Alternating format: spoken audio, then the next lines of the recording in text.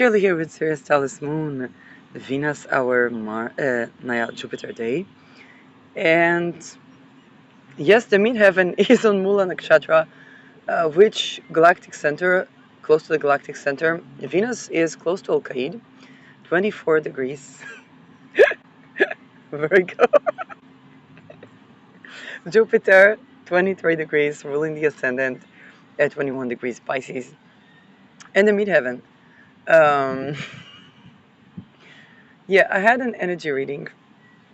And so I was talking about Mula Nakshatra. But my energy reading had to do. My energy reading has to do with. Let's put it that way. There was in the collective a person that was in the vicinity of a person that, let's say, that duo went like that. One is having complex feelings or also hatred towards the other, and the other one doesn't. And so what happens is that the one that doesn't have those complex feelings, they're busy transmuting stuff, and the one that has was going in the places that are mixed according to the mixed emotions that they had. Let's put it that way. So that person could be, for example, being somebody's best friend, but also trying to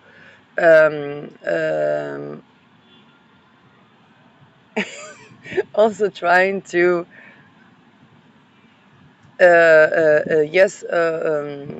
do like weird energy rituals involving the energy and so on.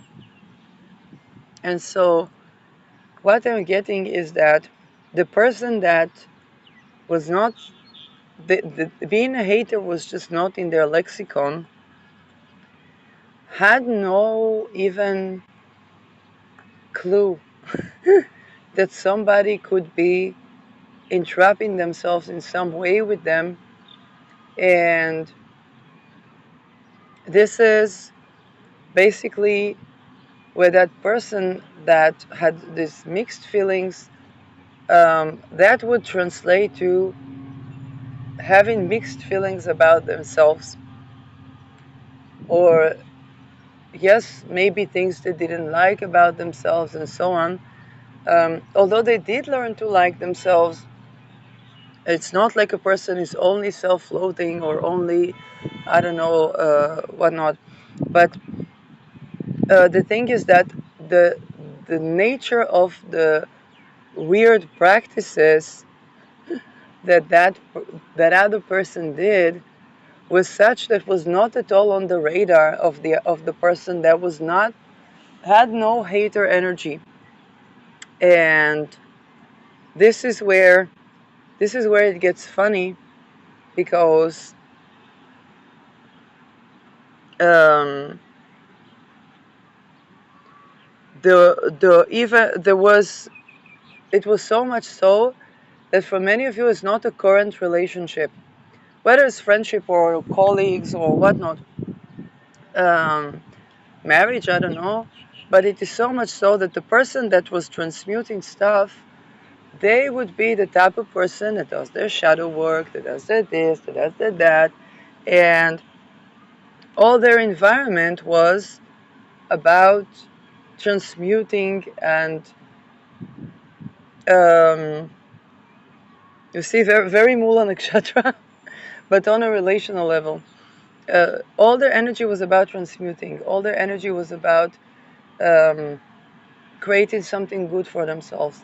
And this is how they accumulated a lot of trajectory of transmuting things that were beyond terrible. And that connection perhaps served as, how should I say that? That other person were doing things that were spiking up all the things that would entangle that energy that had no idea that somebody would even bother to do such a thing.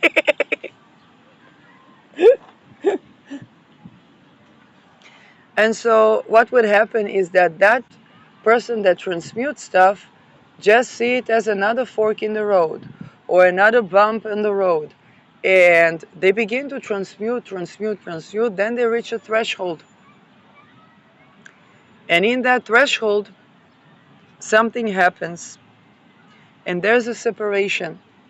And the separation is of timelines, not just of people. Now, there is an attempt to hijack the timeline that the person that basically surrounding themselves and being benevolent in that environment. So let's say, I don't know, somebody learns how to heal with herbs, okay? And somebody is their friend or colleague, so they share all that they learn and so on and so forth. So they're basically they were not gatekeeping the information, let's say, on how to go a certain path. But the person that had to transmute other stuff emotionally, perhaps people are like, we can see who you are in that situation. But the elegance that I treat that, but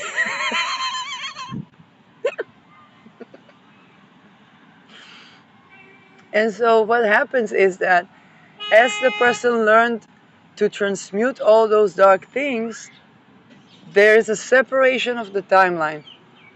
When there is a separation of the timeline, the person either just walks out or and they have so much so that this would be the type of person who would say, oh, let's learn from this divorced couple how to separate in a spiritually benevolent way and so on and so forth. So much so that they see that the other side is just not just not something blocks the ability to do that. And so what would happen for you, and if that is you, it may be a situation where in the past in your life you were, really caught up in patterns and so on, and you learned to transmute that brick by brick. And then when another situation came like that in your life, with person that maybe was younger, or maybe was not on that trajectory, you said, okay, I understand what is going on. I just live for my own sanity, for my own well-being. I just walk the F out. And you walk the F out and you learned more things and to transmute more things and to transmute more energy.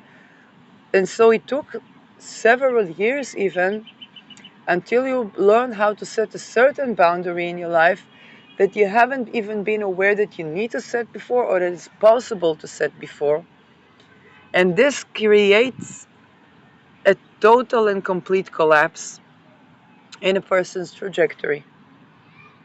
Because all the things that they were doing now become apparent. Let's say you learn something, let's say people learning to set energy boundaries. Okay, so they learn about energy, setting energy boundaries, and now it's an entire new thing where they notice all the times where that energy boundaries were violated, and things begin to show of why were they violated. Now, sometimes energy boundaries can be violated unconsciously. But sometimes it is so much so that people consciously took a practice to violate someone's energy boundaries. And this is where the timelines that separated begin to complete their separation and create the crisis of transmutation. This is also with Venus approaching Al-Qaid.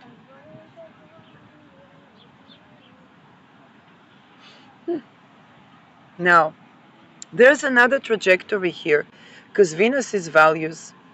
And another type of relation can be that somebody was either going about that trajectory, or you met someone or just juxtaposed to someone and you had a certain value.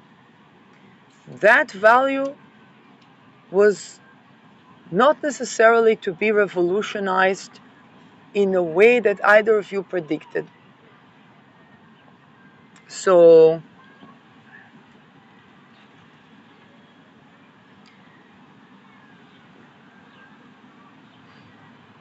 yes, I have Venus to my descendant. People are like, is that romantic? Is that romantic? Well, there's joy of living in the air. I can't quite, I don't know what, okay? Um,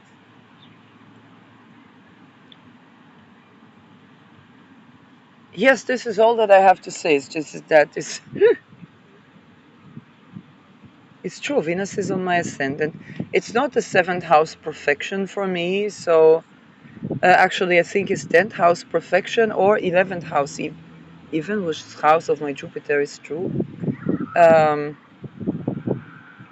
so yeah, there's some good energies, and yet there are also other things. I don't know.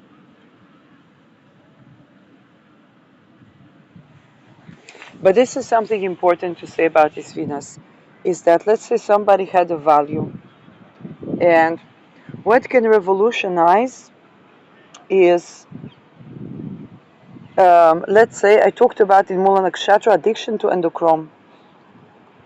What can revolutionize is where a person tends to that addiction and begins to recover from that addiction, which means they basically begin to recover from the malefic aspects of whichever practices, spiritual practices they were partaking.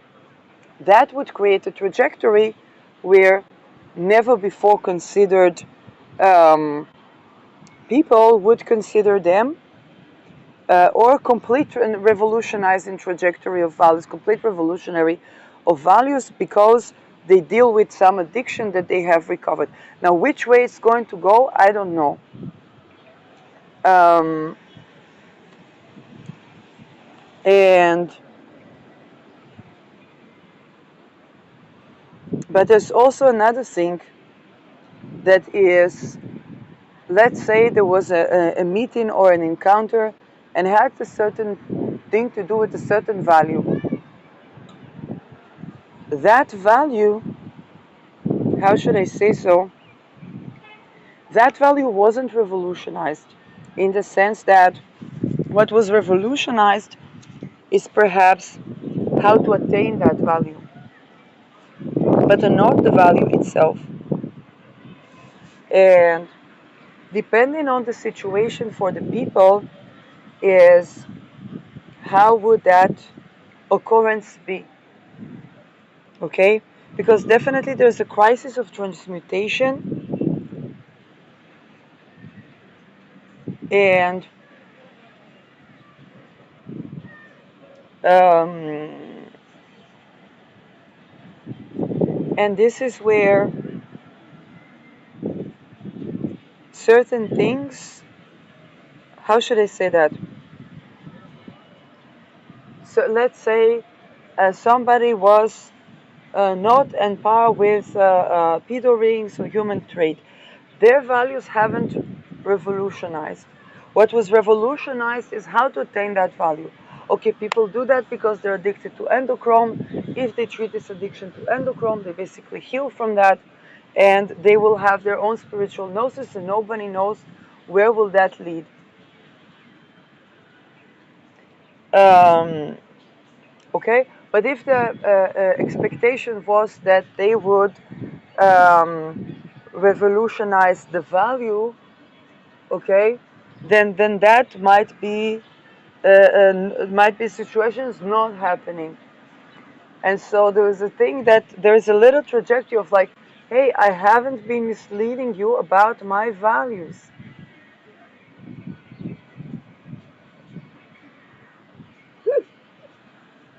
Okay, and I did not even pretend that I go along with those values.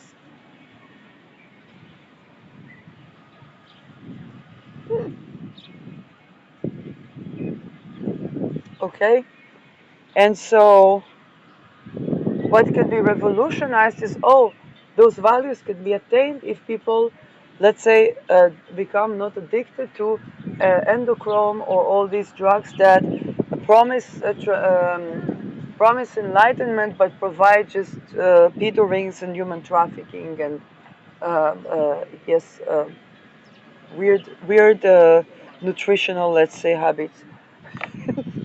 إذا نايم بكيف فاني ما قلت راني بالتلافي. So actually it's better than Tel Aviv כי הלחות יותר נמוכה. It's Negev. Good air, good weather right now. The sun is in front of me, but it's afternoon and really nice weather. Not too hot, not too cold, not too dry, not too humid. Great weather. And so this is where okay, and this is where the revolution in the values can happen, but it's not a revolution in the value itself, but more to how to attain that value. Because Venus in Mercury is how to practically, let's say you have a value, how to practically attain it. This is Venus in Virgo.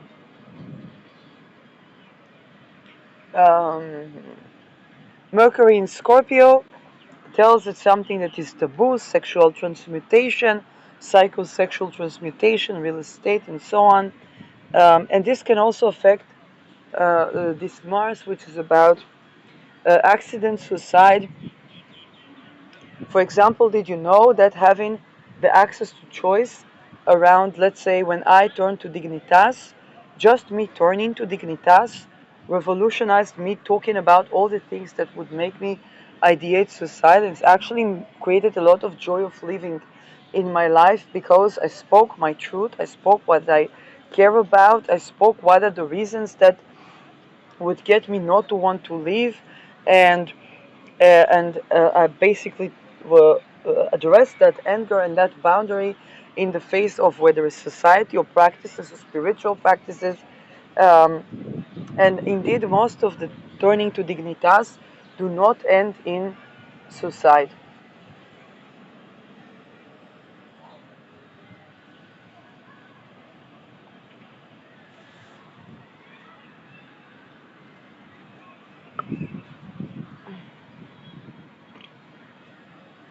So, as basically addressed what was behind those things,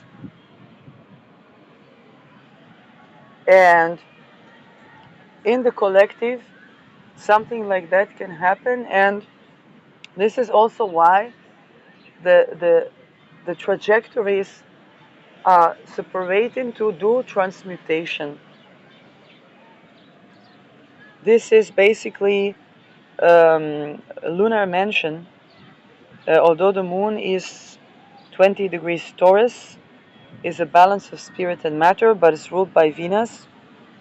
So it may be separation, but it may be also revolutionizing of how to attain certain values, and that can either create the correct separations in one's life, the correct unions, or the union of separate things. It can also be two people are separating and two people are coming to union because of that. Um, so basically, this is what I received from that, is that there was certain new transmutation or boundary setting that created that situation where um, people begin to address the core issues in themselves more, and it's in line of the eclipses. Okay, this is, yes, so we had eclipse close to this vertex, now 26 degrees. We had eclipse too close to this Saturn opposing for where we had eclipses. Saturn in Pisces, and so on and so forth. Um,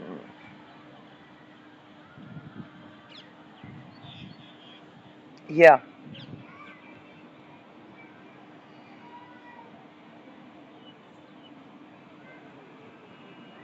So overall, it is um, it's basically going to be a journey that even the people that had to transmute stuff, um, when there's a door closing on, or when something is, with the boundary setting, or the door is closing on certain type of entrapment, trauma bond, um, fear tactics. Because you see, this Venus is opposing Saturn, so that means that some sort of ending is coming, but also some sort of union that is opposing that ending. And the opposition of Venus and Saturn, I have applied opposition between Venus and Saturn, and today I was going to see another thing because the gold price is rising, so I was thinking to buy something with gold, and I enter a nice shop, and the two ladies, they have blonde hair, and everything is white and gold, and I say, oh, they're like a part of the design, and I found nice things, but also immediately I share with them, every time in my life I think to buy particularly a gold ring, then my spiritual energies and beliefs change. And I got this, could you buy something that is not a ring, please? And I'm like, why? Not a pedo ring, not a human trafficking ring. And so, um, and this is where I said I need to meditate with myself, because um, when there was a time where I was thinking to buy myself something like engagement or wedding ring, because if I would travel or so, then that would be kind of safer, I thought. And then I was thinking of the spiritual meaning of the metals, and the symbols had to do with symbols that now I know are associated with the cult, but I did not know what the other meanings of those symbols. And I had this thing says, are you sure you want a cult in your marriage? And I said, what do you mean? Because they were trying to do some sort of spiritual marriage, which is not okay, which I never consented to, and of course, those things are not valid. And now, when I looked at gold, is basically considered an energy of something that cannot be corrupted. Um,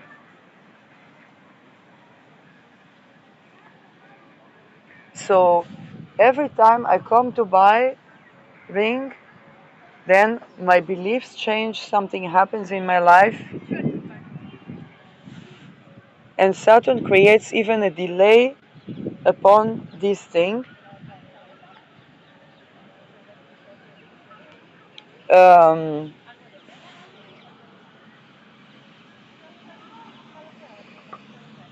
Saturn rules both commitment, rings, minerals, and rocks. Um, by the way, of emerald, it's a heart stone chakra. Um, I even saw something that looks like a sun of diamonds with emerald and gold, and something that looks like leaves, which is symbol of Spica. Actually, Spica is in my 8th house. Um, and it looked very, very beautiful with emeralds and diamonds. There was white gold and there was yellow gold, and there was something just really beautiful about that energy. So um, there are good prices on the gold jewelries, but not on the gold. and so, and so this was yes, very exciting. Um,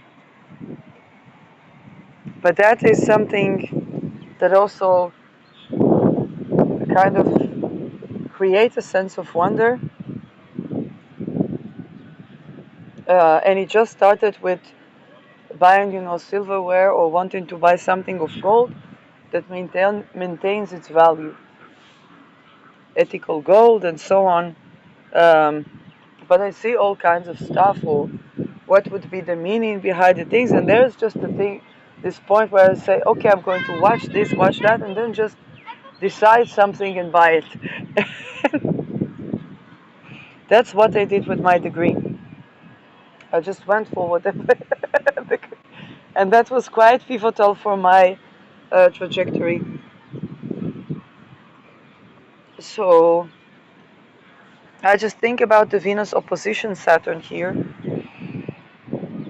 and this is to see if our values stand the test of time. That's the Venus opposing Saturn.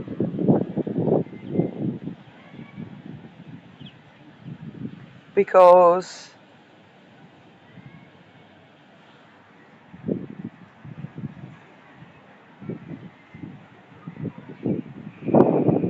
um,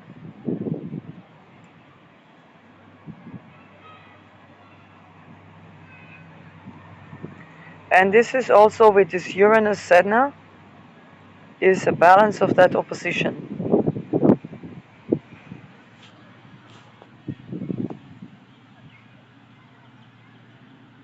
Now form carries energy, Venus is form, and energy affects form, because energy affects how we see a form.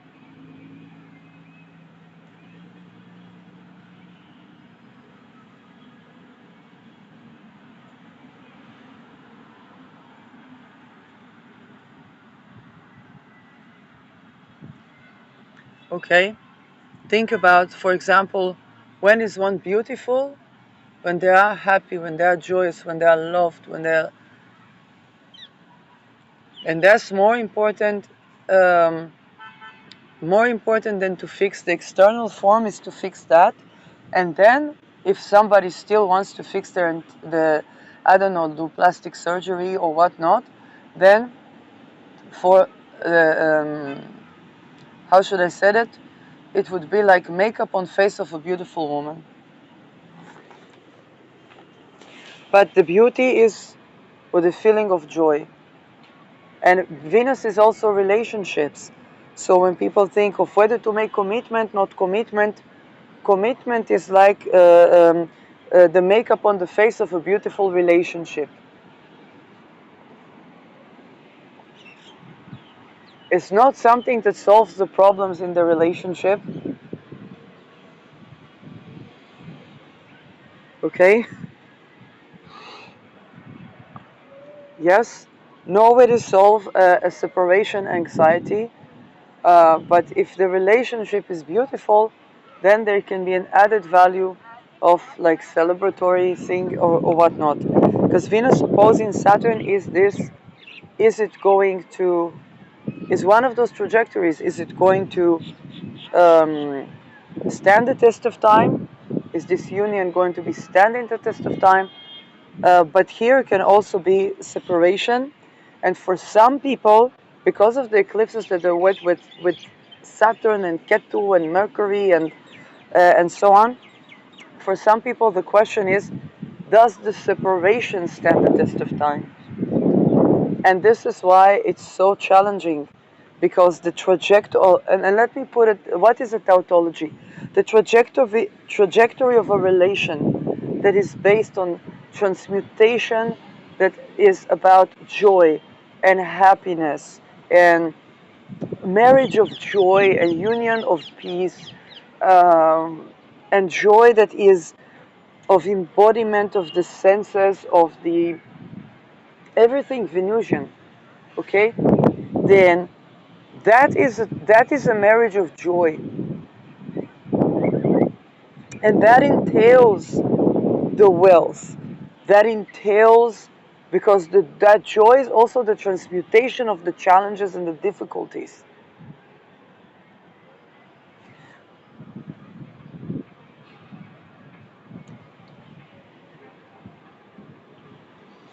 anything that drains on the partners, all of those, trees and cults rituals, they drain of the joy of family, of the joy of marriage.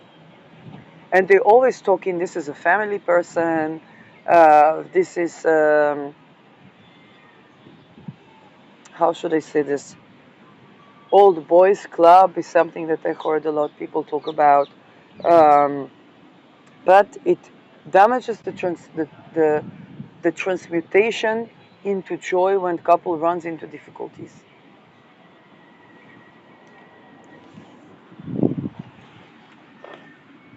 So the timeline here is between those that go with those trajectories, with those trees and cults, with those practices, and those that transmute that and create completely new trajectory.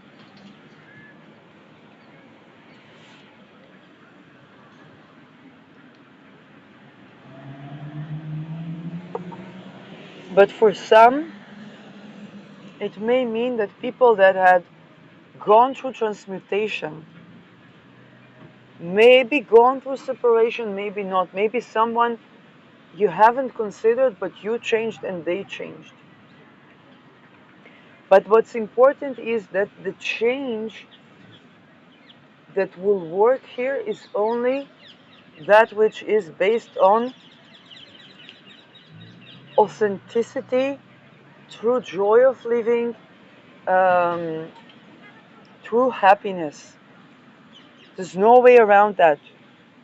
It's not, okay, it's just no way around that. Let's just put it that way. The rest might look pretty on the outside, but people will not enjoy being there, or will not. Yes, and I don't say that it won't last for people, but it's not going to be. How should I say that? Not going to be. And I think this is trajectory where those with the Venus in nakshatra where can be divorce and separation, because what is not it is separating, and it's not bad. Okay, but what we can have is also, does this separation stand the test of time? And that can be only for people that really transmuted the old so much so that they're now not on a trajectory that I see the birds in the sky, but not of the trajectory of something that is energy draining.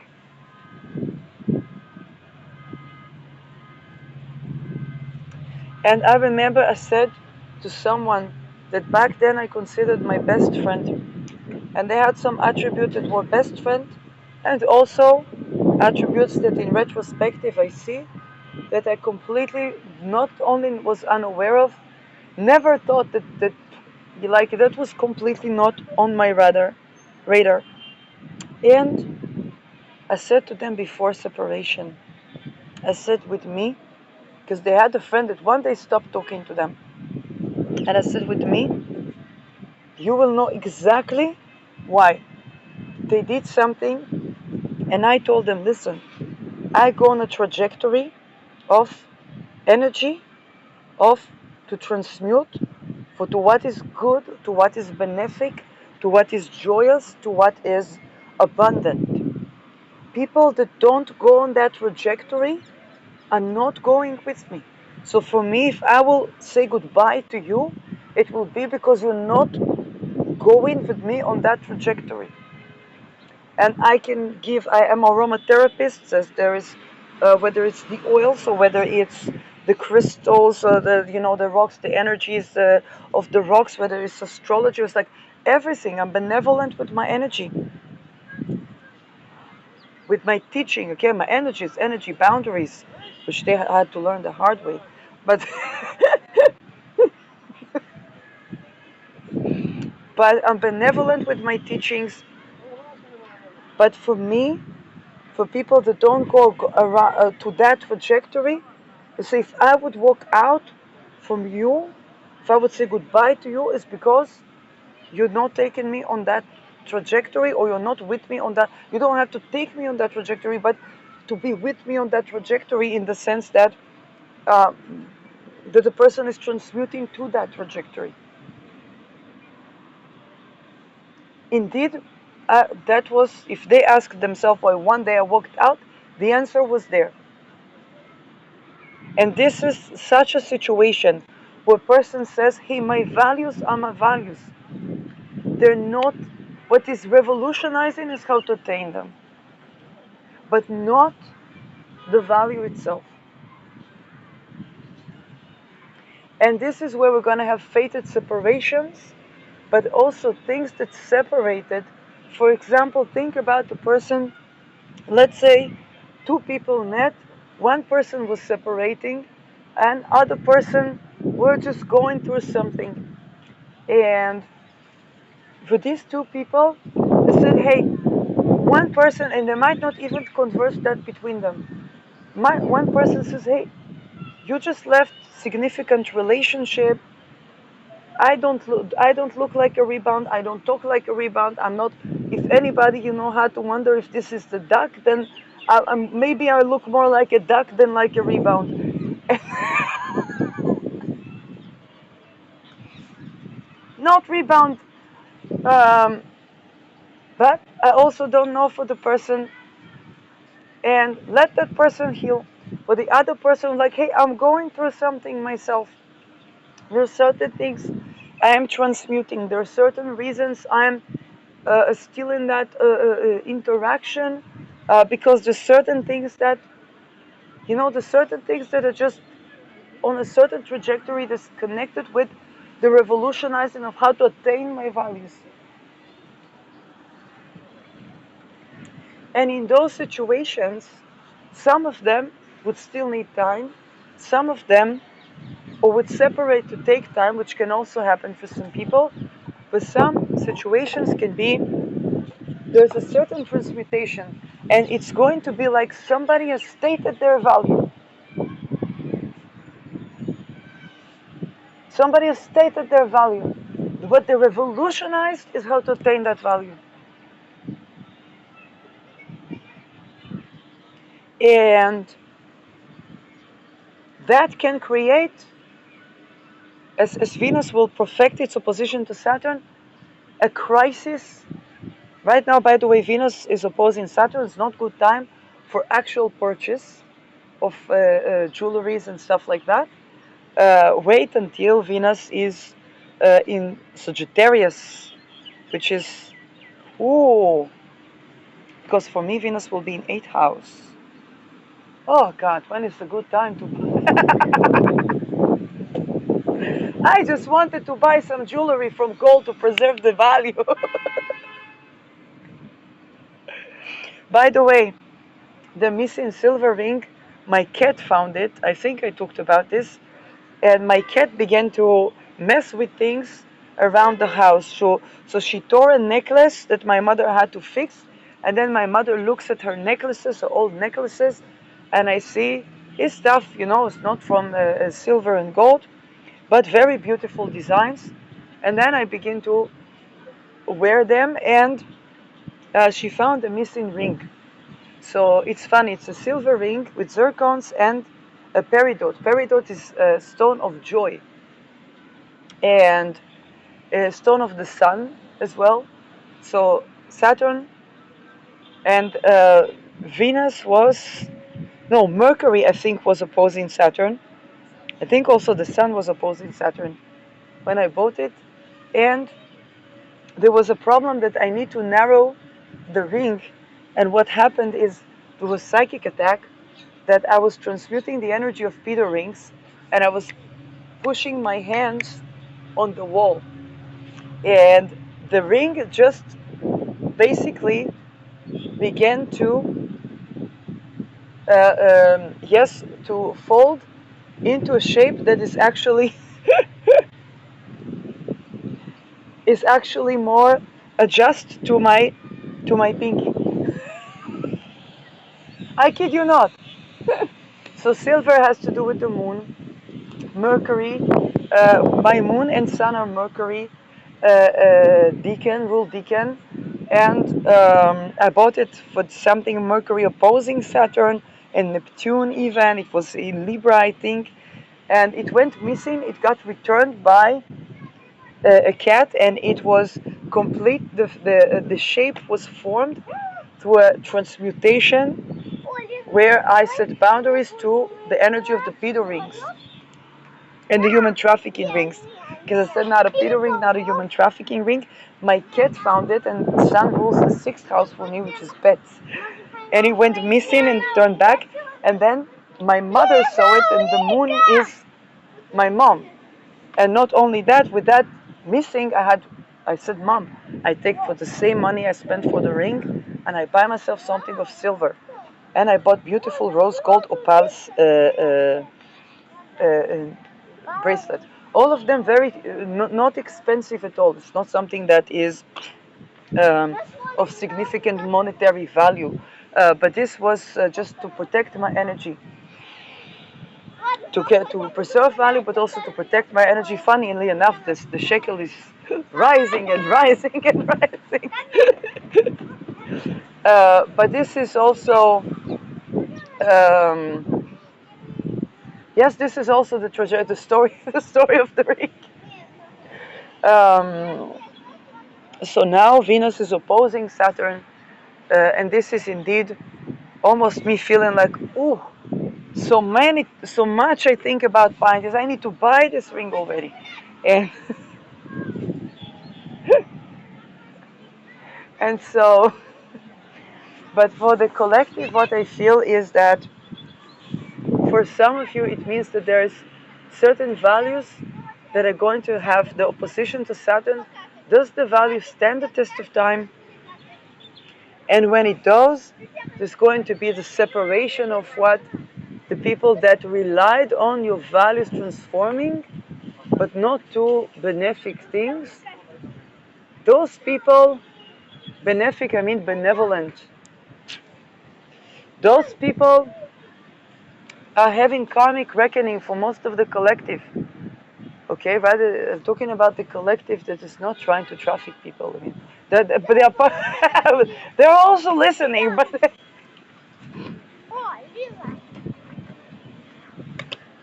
and so the people that relied on people not loving on themselves or not seeing value in things or whatnot, it's not okay. And this is also for some people that there was a certain reckoning or a certain um, uh, ending that needed to happen, or a certain separation that needed to happen, a certain question: does this value stand the test of time? This is where people may be confronted with, hey, does that separation stand the test of time? And for those people, they might be, yes, moving to a more committed timeline through crisis. So it's a crisis that shows that what is revolutionized is not the value, but the way to attain the value.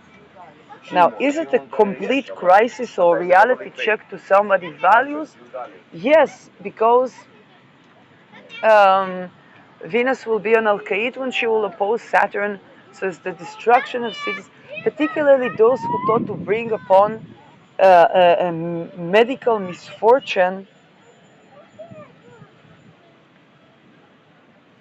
Um, and again, because it's Neptune opposition, there's just something that is a change in trajectory here. Or thought to destroy cities or whatnot. This is going to be like a reality check on a certain value. And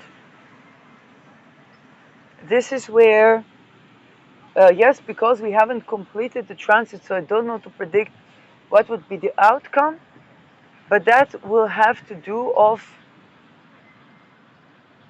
whether, but this is also, there are certain things, how should I say it, the magic that was done to cause separation, even if the motifs were not good, the separation created energy boundaries. Okay? And now it's not that separation, but there is another trajectory, and again, um, the energies that are coming, are they completely new? I'm not sure. But they can be energies that either a person did not know in the physical, or something that is coming from Ketu to materialize in Rahu.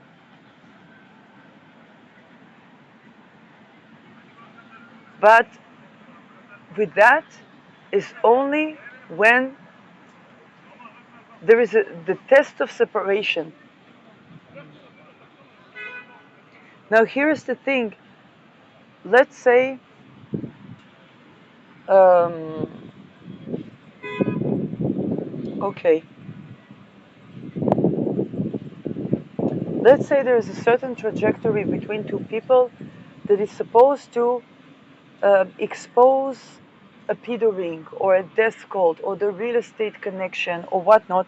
So these people will continue to somewhat entangle, okay? They will entangle with the dissolution of the topic that they came to resolve. Or when somebody, let's say, posted certain episode, and somebody comes to my energy, it's like, when is that going down? I was like, this goes down with the pedo rings, with the human trafficking rings, with the organ harvesting rings, with the endocrine addictions of people. This goes down with that.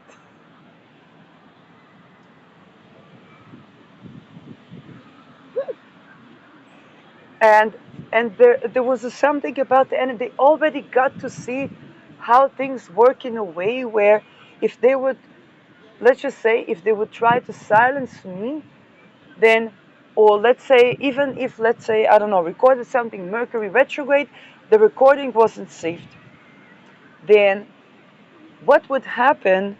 Which reminds me that I need to upload an episode. Have I uploaded the Mula Nakshatra? Yes, I have.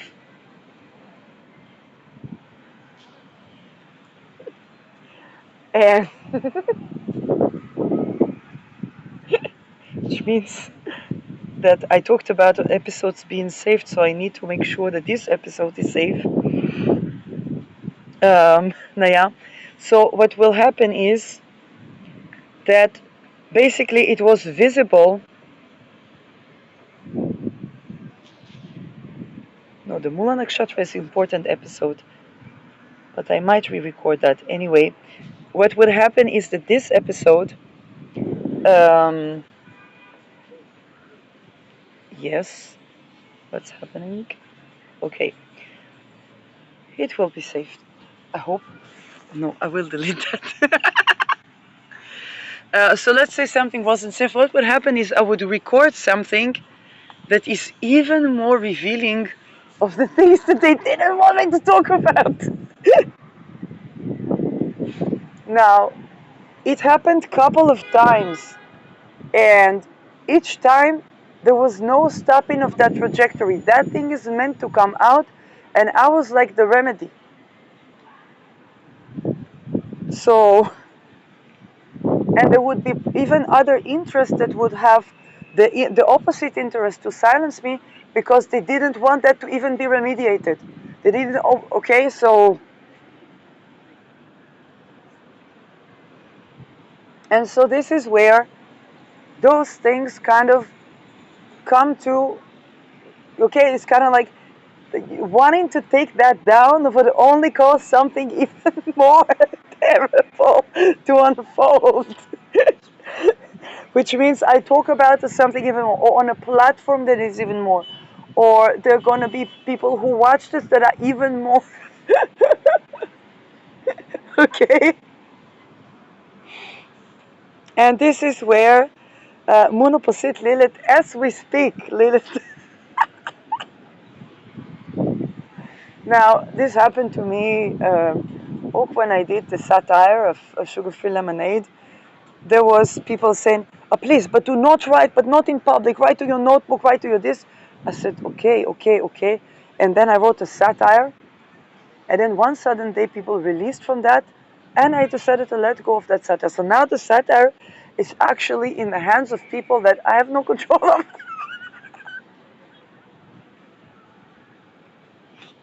I don't have a copy. For the other people have a copy. And this is because and it was because I wanted to clean the slate. I wanted to clear the energy.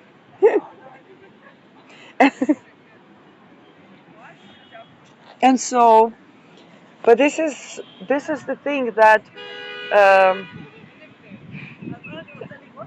that's how it works. And so this is also with the people, but also when you try, let's say you try to talk about something that being delayed, that being delayed, that being delayed, that being delayed, that being delayed. It's like, oh, that is basically a dark magical cult of Nazi occultism inspired by Aleister Crowley that is doing a cloning of people, stealing energy of life from children and women and boys and child marriages, and they grill people for real estate wealth consolidation. But that's something dedical to wealth. It's a treason cult. Yes, exactly. That's the extortion. It's extortion cult. Now they take all of them down. I'm like, okay, but what about the?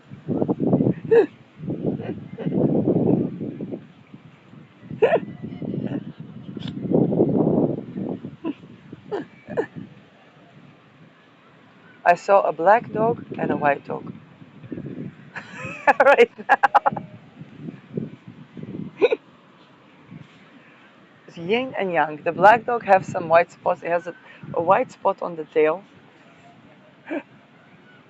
They were just crossing a black dog and a white dog. Um, so Mercury, I knew something with Mercury.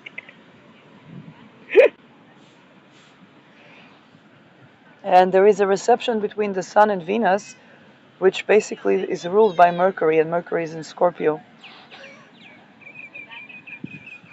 Mercury rules two, and it's kind of like a yin and yang.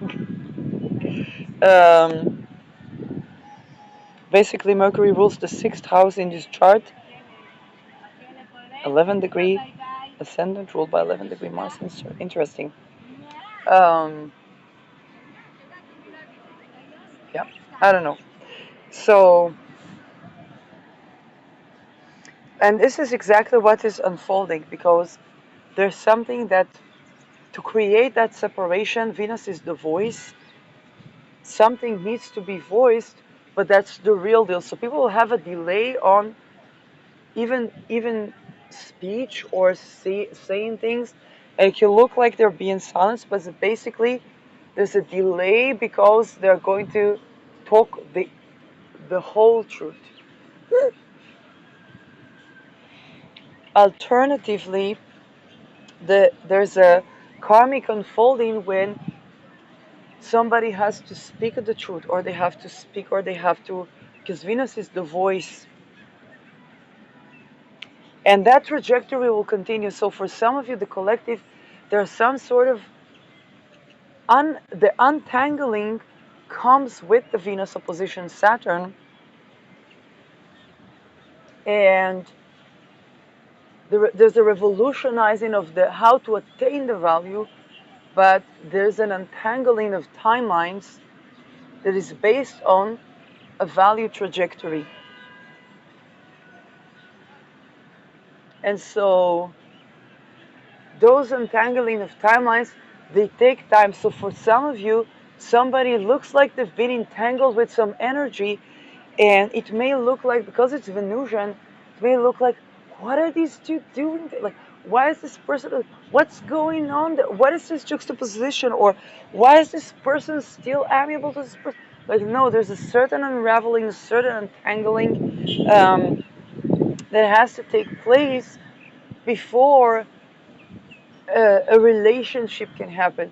Think about in this economy, well, some of the untanglings are the untanglings that change this economy.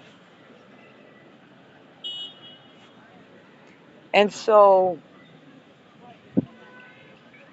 And how do they happen? They happen between the people that are on different sides of the equation.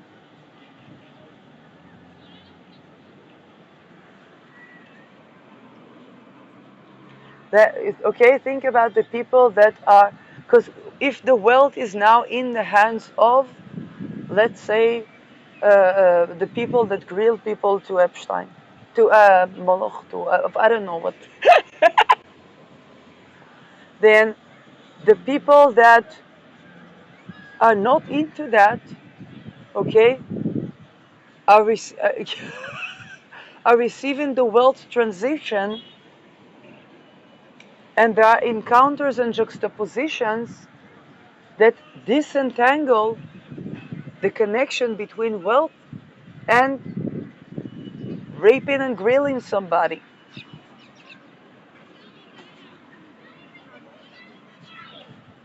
And so this is why the timelines and the trajectories are separating, because it's not about not having the wealth. Okay? And what do I mean by that? If we want a situation for, let's say, homeless people to improve, we need to do wealth redistribution. If the wealth was distributed to people that agreed to grill everybody around them, then for the wealth to be distributed to the people that are the Robin Hoods of the world, then there is an encounter between the Robin Hoods and the people that worship, that are addicted to endochrome. But that encounter is not meant to grill somebody yet again, but actually to redistribute the wealth. Pluto in Aquarius is the time of the Robin Hoods.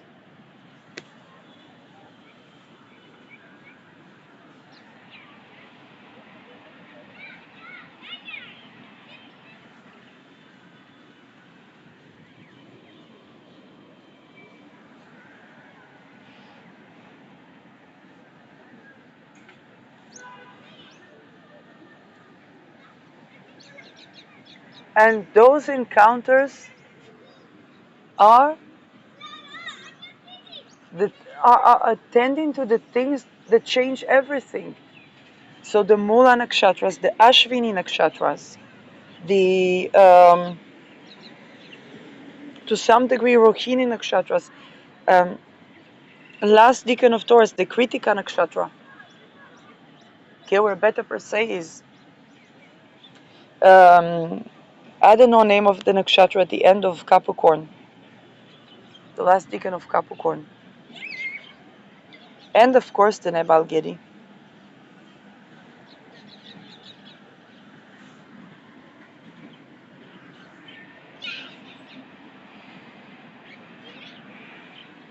So Spica as well, but also Chiron Aries. There's a lot of things happening in the world right now, I think it is safe to say.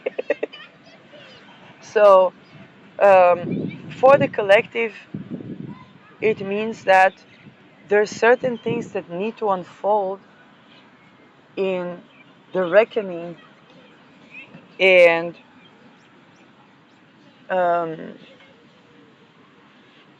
and it's not about giving up the wealth, because the wealth needs to be redistributed in the world. Okay, those fungal structures need to move. Motion curates fungi.